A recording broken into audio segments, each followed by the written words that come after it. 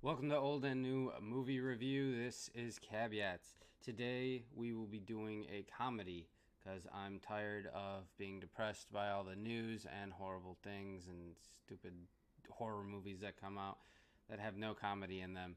So let's do a comedy. Older one, since this is Old and New Movie Review, we're going old. The goods, live hard, sell hard. All right, let's get started.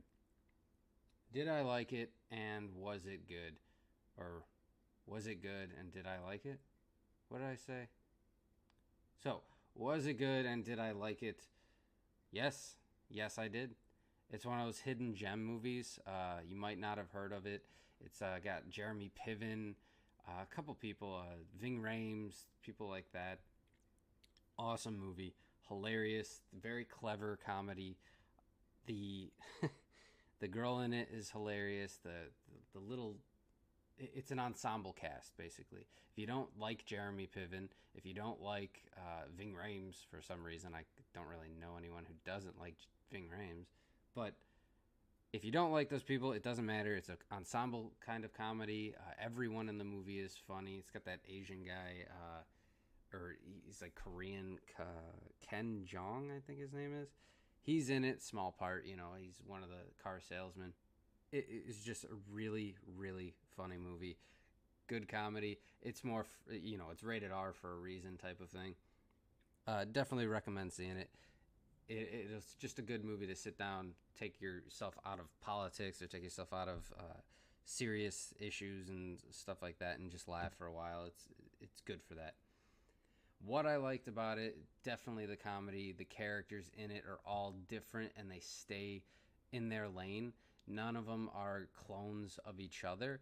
They're all hilarious in their own way. So, like Ving Rhames' character wants to find love, and I never made love to a woman, and then stupid things like that'll happen, and but they're all car salesmen. They all have this connecting thing where they all convince people to buy cars in the sleaziest way possible, and sometimes it's actually convincing to the audience too.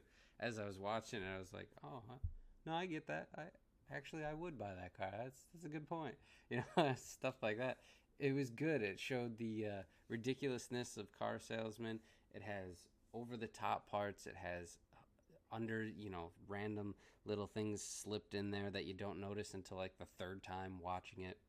The guy from The Office, Daryl from The Office, is in there. He's hilarious in his little parts. He's a DJ, and I mean, the movie has every person in the movie is actually funny except for one person. There's one person whose jokes just fall flat, and that'll be in spoilers. I'll talk about him a little bit, but for some reason, he's always in movies, and his jokes. Not always, sometimes it works, but most of the time he just falls flat. Anyway, so I did like the movie. You definitely should see it. So let's get on to what I disliked. I disliked only the part. Seriously, the only part that I did not like in the movie involves this one character. One character shows up and just every joke falls flat. It was like they just let him, like they rolled the camera and they're just like, oh yeah, do whatever you want, and he had no script whatsoever. He's like, oh yeah, I'm just gonna say this and this and this and this, and he wasn't good at it. They probably expected him to be good at it because it's more of a high profile type of actor, but it wasn't landing. I don't know what he was thinking, or what he did to prepare for the role, or if he just showed up on the day and said, "Oh yeah, I'm fun. I'm funny. Everyone tells me I'm funny, so I'll just do it." I couldn't tell. It was very off-putting. But the rest of the movie is makes up for it. It's only those small parts that this character is in it, or this actor is in it, that you really are taken out of it, where it's like, oh, whatever. You might laugh the first time. The first time you see it, you might laugh at this one character, but after you see it a second time, it's all just, I'm going to say the most random thing I could possibly think of, and you're supposed to laugh. And if you've seen any of my other reviews, you probably know what the actor who I'm talking about.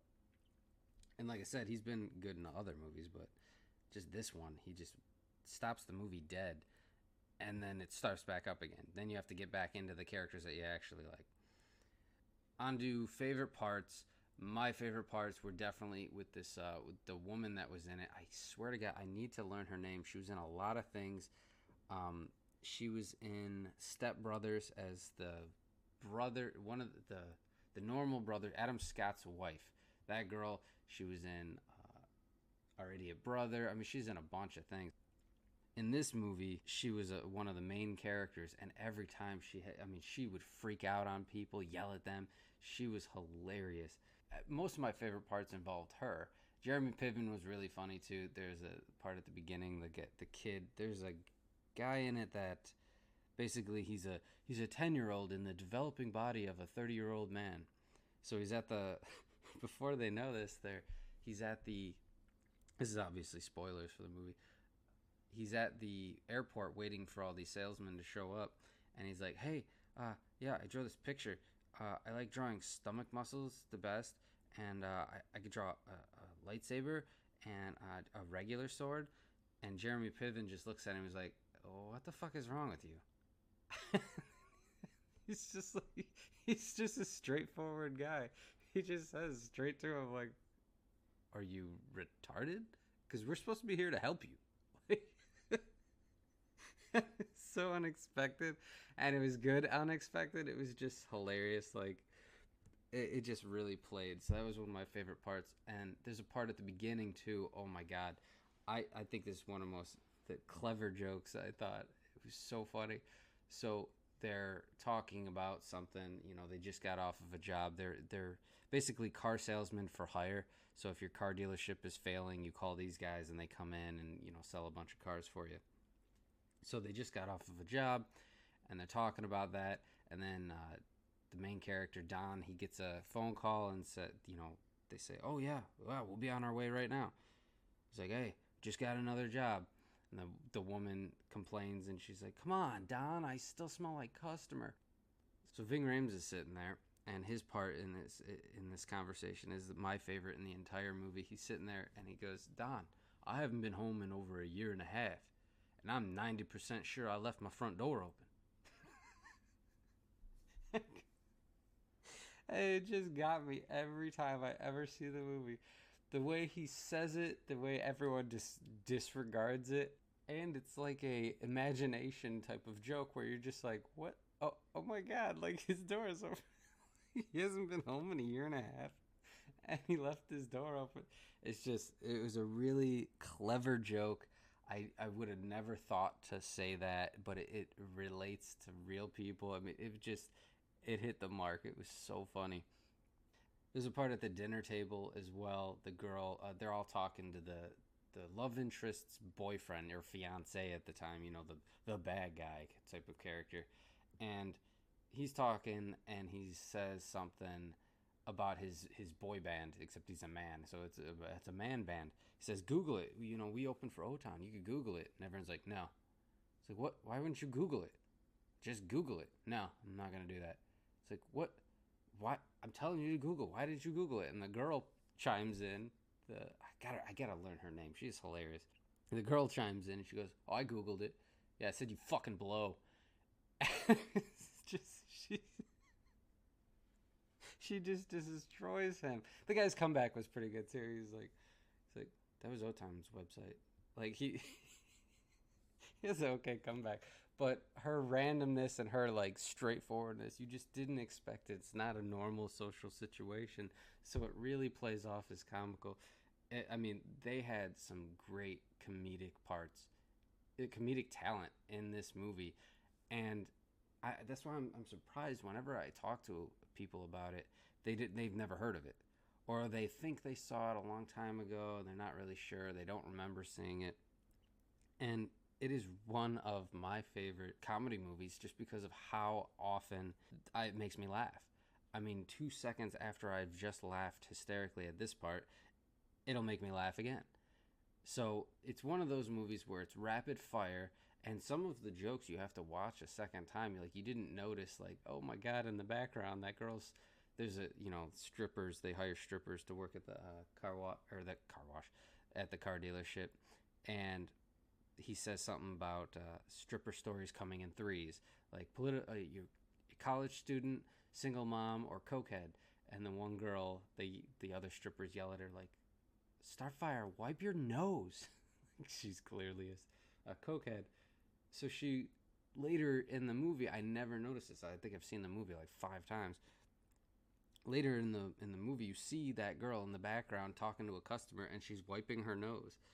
And I never noticed that. Like, she kept that going, like she's a cokehead the entire movie. I didn't realize that. There's little things too. I mean, it's one of those movies that you could watch over and over again. The jokes are still funny to this day. They're timeless. They don't have anything to do with the the political times, or they don't have too many pop culture references or anything like that. They stuck to the topics and that they were supposed to be around, car dealership and things like that. I mean, it really, really worked for every character in the movie but one. To me. I mean, you guys might feel differently, but I did not like this one character. So that brings me to hated parts. The only parts that I did not like included Will Ferrell. From the very beginning, they're talking about this Albuquerque or Kirky thing. Oh my God, something happened. Ever since Kirky, Don hasn't been the same, blah, blah, blah, blah, blah. So Don eventually, later in the movie, tells a story of what happened in Albuquerque. And he says, yeah, my best friend McDermott, he was parachuting in, and I accidentally gave him the wrong bag. And the bag that he had was filled with, I was hooking up with this girl, and the bag that he had was filled with dildos and all this other sexual stuff and blah, blah, blah. So it's like, okay, it's a little lowbrow humor. It might be funny for shock value, or, he's falling to his death surrounded by sex toys. Okay, kind of funny. Funny premise, fine.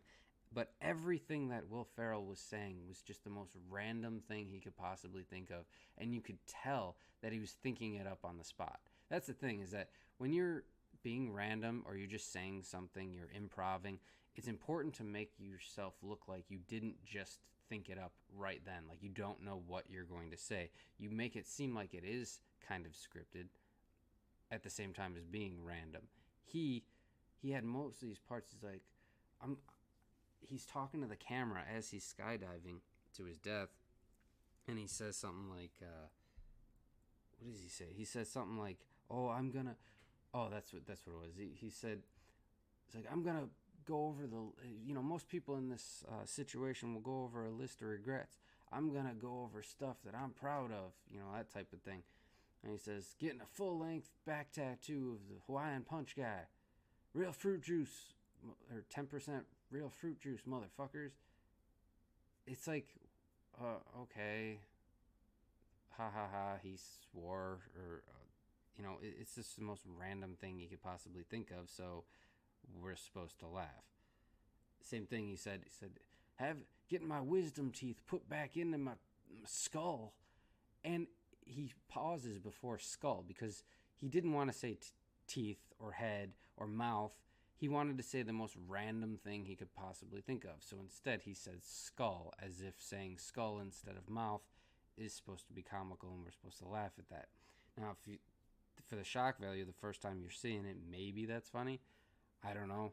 But compared to the other parts in the movie, how clever all the jokes are, or how well thought out and well performed the other jokes are by the other actors in the movie, having Will Ferrell do such a poor job at doing all this, it just really took me out of the movie. It was like, why?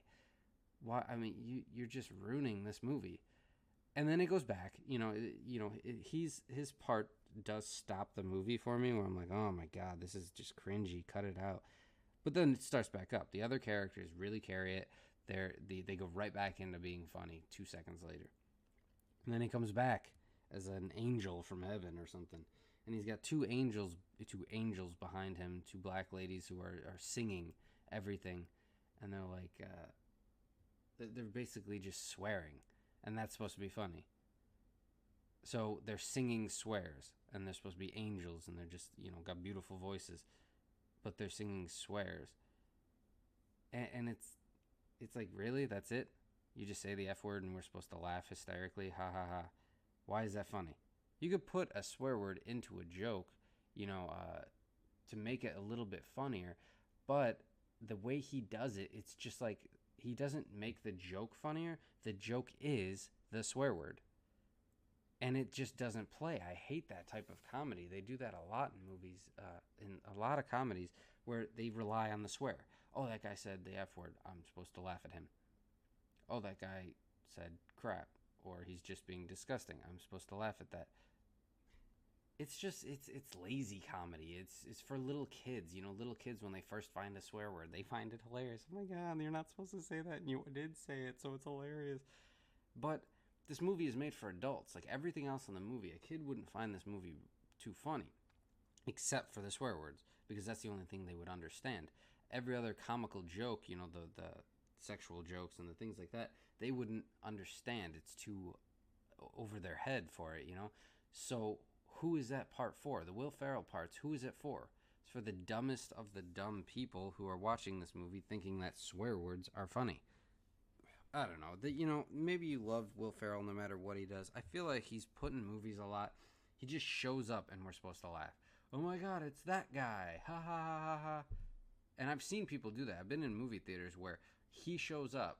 It's just like a cameo part, and they laugh it immediately.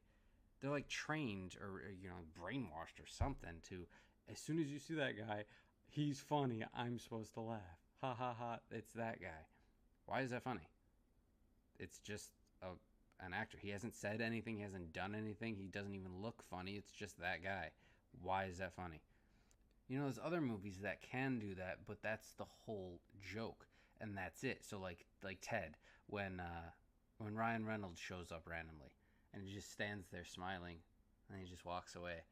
It's like, that was hilarious because it's Ryan Reynolds. It's a big actor. He says nothing, and then he walks away. So that was the joke. When Ryan Reynolds initially shows up, this guy's been talking about his boyfriend the whole time, or I'm gay or something like that. The boyfriend shows up, and it's Ryan Reynolds. You don't expect it to be Ryan Reynolds, so that's a little funny, but it's not the entire joke. The entire joke is that he comes on screen and leaves without saying a word.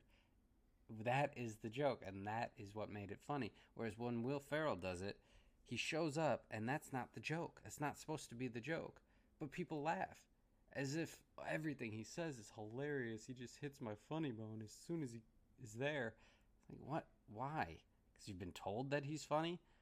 You have to earn that. I mean, he has earned it. He is funny. Like Anchorman, one of my favorite movies. I love that movie.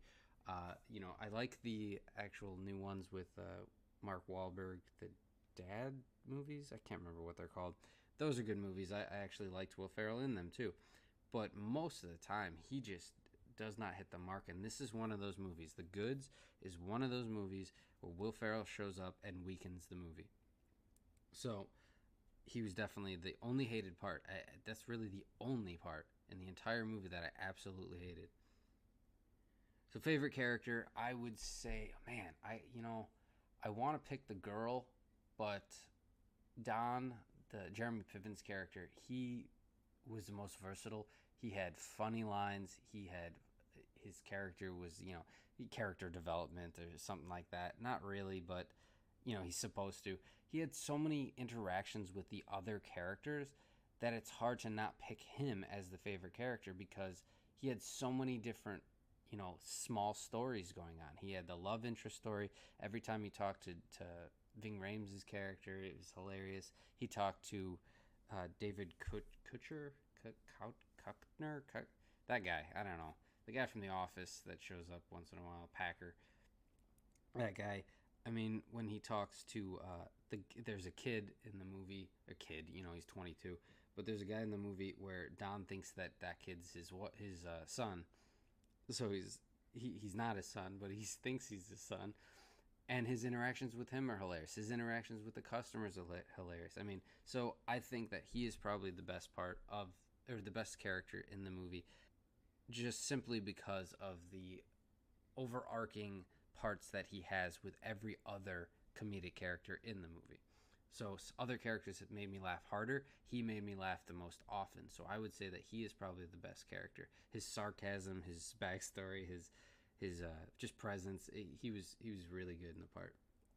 Worst character, I wonder, I couldn't really come to an agreement on this one. No, Will Ferrell, absolutely. He just weakened the movie. He shouldn't have been in there. Leave it alone. He could have had somebody else in there, or just not have that part in there. I don't know, but or he could have at least just put forth a little bit of effort instead of just swearing. That would have been nice, but it was very sad that he did that. So movies to compare it to, I would say the best movie to compare it to is probably the movie Sex Drive. If you see the movie Sex Drive, this is another one of those type of movies. It makes you laugh every other minute. It's clever jokes, clever things are happening. It's a hidden gem. That type of movie. So it closely relates to that. Now, movies to compare it to that you've probably seen, as if like, well, I didn't see Sex Drive, but it's a hidden gem. So how am I supposed to know if I'm going to like this movie? I would say Ted. Ted, that's why I brought it up earlier. Ted is probably pretty close. A lot of people seen Ted, so if you like Ted, you will like this movie. It's the same sense of humor. It's got clever jokes. It pokes fun at things. It pokes fun at themselves. I mean, it really hit the mark of comedy in this movie without being over dramatic with it. So some comedy where it's like, oh my god, these people are really really trying to make me laugh. These people are effortless. They just make you laugh. They're on point. They know how to deliver a joke, except for Will Ferrell in this movie, which is again bringing him up a lot, but it really stands out in a movie that's 98% good. That extra 2% stands out, where it's like, wait, what was that 2%? What wasn't good? And that's Will Ferrell. For ratings, I'm sure this doesn't surprise anyone. This will be a Deadpool rating. Raunchy jokes. It was really clever in the comedy, so it's got a hint of Iron Man type of thing in there. But for the most part, it was Deadpool. Absolutely Deadpool. It was funny. It hit the nose on every single joke that it was trying to make. It also doesn't take itself too seriously. It's supposed to be set in a real world situation, but ridiculous things happen in the movie, but it doesn't take you out of it thinking like that could never happen. Oh my god.